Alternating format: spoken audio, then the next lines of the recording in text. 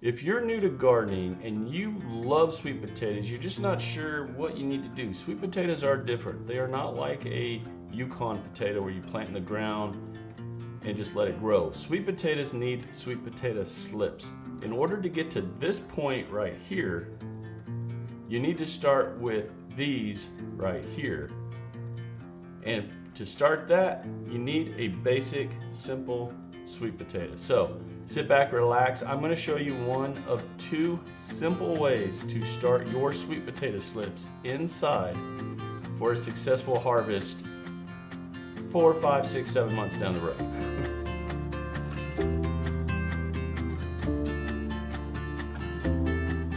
So a few days ago, I posted this short right here.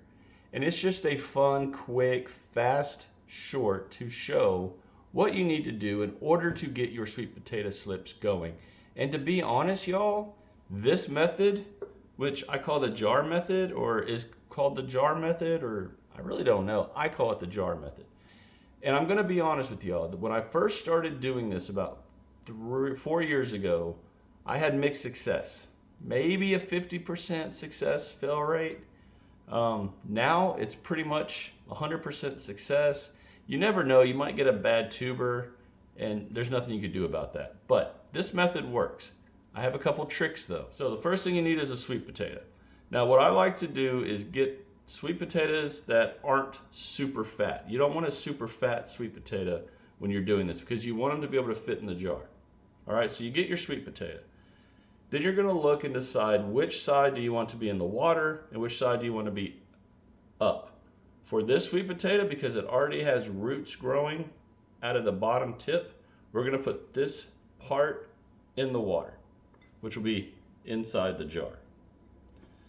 But before we can do that, you need toothpicks. This is the easiest way I have seen to do this, and it's really simple. So what I like to do is have about half of the sweet potato in the jar. So we're going to stick toothpicks there, then one more right there. Okay. And that's it. Let me explain something about sweet potatoes. Like I mentioned a few minutes ago, sweet potatoes are not like a normal potato that you might have in the bottom of your pantry. You pull it out, it's got all those little growths on it, which are called eyes. And you go throw it outside in the ground or in the garden, and then it starts to grow. Sweet potatoes need slips.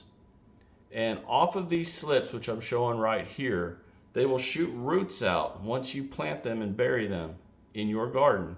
And then off of those roots, they will start to grow tubers or sweet potatoes.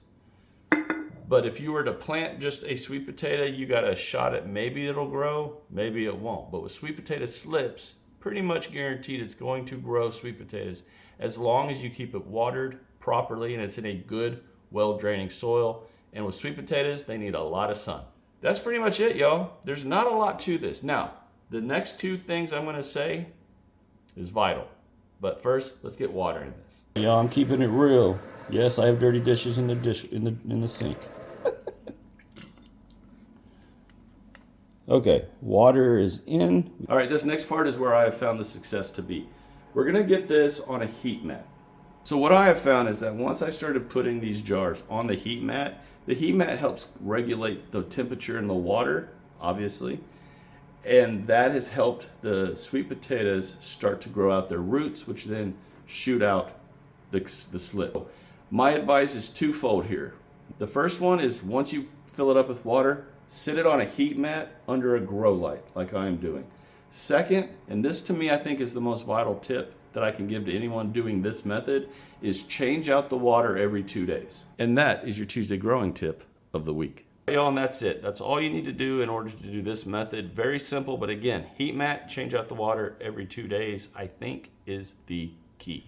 All right, everyone, if y'all enjoyed this video, do me the 3 favors: share, like, subscribe to this channel if you've not done so. If you are looking for a gardening channel here on YouTube that is geared toward beginner gardeners from a somewhat beginner gardener, then you have found your spot.